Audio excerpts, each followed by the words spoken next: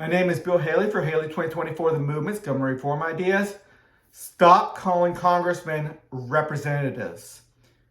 We're about a week away from the elections in November of 2022. And people are saying that this is a House of Representatives. I don't like that word because they're not representing everybody, all 800 or so thousand people in a congressional district. Within that congressional district, you have people of all philosophies of political philosophies, from the liberals to the Democrats to the progressives, people who like AOC, the conservatives. You have people who like Ted Cruz, Rand Paul, Mike Lee. You have a lot of people who like more of the moderate conservatives, like the Speaker of the House, or soon to be probably. You have people who like all the moderate Republicans to the more conservative. You get the libertarians who have different factions within theirs. They have a lot of factions within theirs, actually. But what we need to do is stop calling them representatives. If we have within this 800,000 people, 50%, let's say 60% of the people who want to go to war, 40% that don't want to go to war, well, how is one congressman going to represent them all? You can't. It's not possible. Stop calling them representatives. A congressman cannot represent all 800,000 people in a geographic area, as explained. That's just war, anti-war. How you deal with the environment. There's a lot of people who don't think that the global warming issue is highly significant, and other people who do think it's highly significant. I'm not here to tell you whether it is or it's not. I'm here is that they cannot represent both people on how we should deal with that. On schooling, these congressmen have a lot to do with education budget, and the like. Now, representatives with state delegates are the same thing. They call them representatives. They definitely have a lot to do with that. Same thing with school board. They're not representatives when you go across the whole city and you get elected. The losers, the people who voted for the people who did not win the elections, they're not represented. And the people who actually voted for the winner, they're not really represented either, because it was a choice between one or the other. They might have liked one person 60% and the other person 40%. They didn't get 100%. They didn't get to select their representative. So I want to go to a system where we select our representative agency, we gather with like-minded people, then within that like-minded people, they can have internal votes within their membership. They send representatives up to represent them, because once you get 5% of the people grouping together, they're pretty darn close on their values and their interests. And then you vote within that to send up a representatives on to the Congress, to the state legislative branch, and the like. And they can even assist and represent you in the executive race, which gives them a lot more power, and you a lot more power by giving your proxy to a representative agency. And that's going to take your interest in, let's say, state taxes on roads, and you have a particular way of wanting that done. You gather with 5% of the people who want to do that, and you can do that. In my whole system, I'm not sure if I have it here, but you do that per sector of the governance. You got just like we have a school board, we're also going to have a police board and environmental board and all that. And you select your representative per board per 30 sectors. How to deal with violent crime, how to deal with the prisons, how to deal with the diplomats, how to deal with the commander-in-chief, how you deal with insurance, or how you deal with healthcare. You select your representative per sector of governance. Highly important to understand. And so a representative needs to mirror the interests and opinions of those he represents. He cannot do that when he represents people with vast differences in opinions. It has to be narrowed down, and then you can send a representative in that really represent what you want done. You get 5%. When you get it down to 5%, that's small enough you don't want it much smaller or you just become unknown. But you get that small enough to get a good philosophy that you send that representative to that legislative branch with that philosophy. Then he can use his talents. And you don't have to have a person who's great at campaigning up there. You get a person or organization that's great at saying what your philosophy is.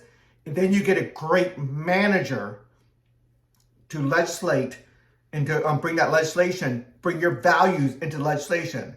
You can have a great person who says, I want this, I want this, I want this, and all they do is talk. But they don't know how to get it through legislation. They don't know the talents of getting it through legislation. And when you're spending all your time campaigning or making speeches, this is what I want, this is what I want, do you have the time to really dig in and say, this is how I actually get it done? This is how I actually negotiate with other representatives to get what we want. So a representative just talking out there and being voted for the way we vote right now is not the best way to get a representative. Split government power into 30 sectors, then you pick a representative per sector. You just get with 5% of like-minded people within that sector. How to deal with the environment, how to deal with roads, how to deal with land, how to deal with the commander-in-chief, or what's your values on the diplomats. You have about 12 different groups up there saying, this is our values. You read over the values of each one. You read over the ratings of each one, the write-ups of how they're doing, and what they're actually pushing, the wisdom of that. It's highly important to understand. Then you get to make real good choices, and your selection gives that representative more power. And when you switch from one to the other, and you take, let's say somebody makes a good, strong case, and 1% of the people come from several different rating agencies to a new one, and they gain from, let's say, 6% to 9%, 3% change. Their representatives went from 3% representation to 9%. They're stronger in the legislative branch now. So all the representatives won't have the same amount of power. Right now, all 435 representatives or 100 House of Delegates in here in Virginia, 100 senators, they all have the same amount of power. Not in my system. Your power comes from the individual. So if you represent 5%, you get 5% power. If you represent 14%, you have 14% power. Now, obviously, if you have 14%, they're likely going to send up probably 14 different people with 1% each. The 5% might send up one person with all 5% power. If they're really good at negotiating, they put all their weight behind that one person to give that power. Now, obviously, so you have representatives with different amount of power, but that power directly comes from who they represent, the number of people they represent. It's impossible for a congressman to vote 41.8% of his vote for pro-war and 58.2% of his vote for anti-war. And believe me, there's no way to know who's anti-war and who's pro-war. And asking people is not the right way to find out. It might seem like, oh, it's obvious, ask them. No, that's not the right way, because how you ask that question and what you're doing is highly complex. And most congressmen have no clue about the legislation that they are voting on. They have not even read 10% of the majority of the legislation they have voted for. And they didn't even understand that 10%. They look at this small little write-up, probably a paragraph, and say, oh, I generally agree with that write-up. And they don't go down deep into legislation because they just don't have the time. They don't have the knowledge. They don't have that institutional knowledge of many years in that industry to know what that is versus may, or may versus must, what that does to a piece of legislation and how that's so important. You change one word from may to must, and it just goes dramatically different piece of legislation. You need to have people who really know their legislation And when you're passing 5 and 10,000 page bills, and people literally, the congressmen literally don't know what they're voting on. Let's keep on going. Here's a structure of the CRA structure. I have a lot of videos on that. I'm not going to get into that right now. I talked about it a little bit. We have a rating system to give high quality information and to deal with fraud, lower integrity issues. I have the CRAs, the competitive governance. They actually regulate. One's more of an oversight board, but within the CRA side, there are two major oversight boards for people with inherent government power: the police power, the prison power, the power of the judge, the power of the guy with the aircraft carrier and the fighter jet. They need to have integrity, and they need to have authority by representatives of 70% of the people. Everything's accounted for within the structure. It's a long video already. I'm just going to go through it very rapidly, but you pick your representative. And then I want to go to competitive governance as well. I know I haven't talked too much about competitive governance within this one, but you want to go to competitive governance. We get rid of welfare altogether.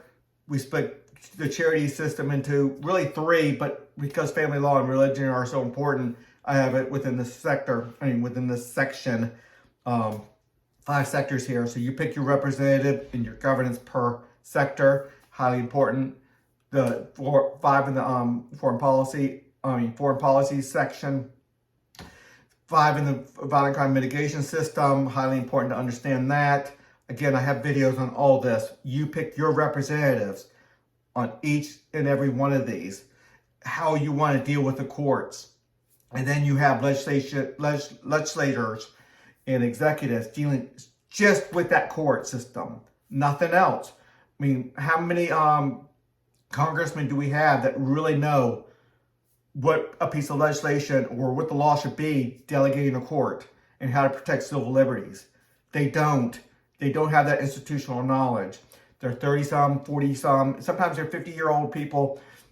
They run a business, but they don't have that institutional knowledge of how to deal with major prison policy or how to deal with protecting civil liberties in a court case.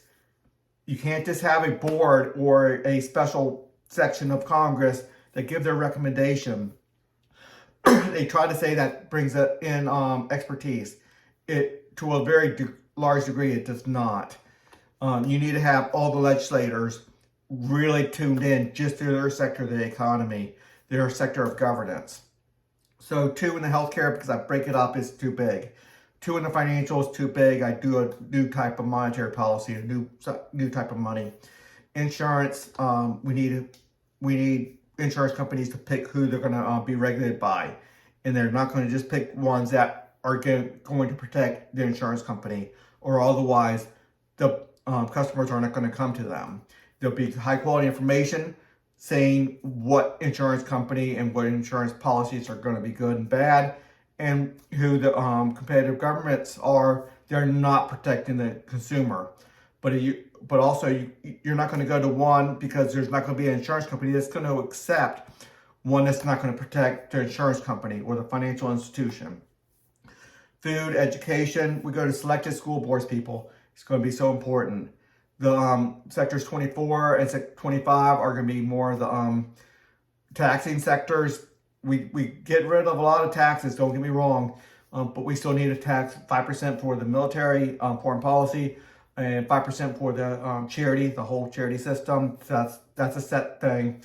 Identity sectors could be very important. That's in charge of all voting, internal voting, but it's all and they're in charge of making sure fees are collected for the CRAs and taxes are done right and the whole 9 yards.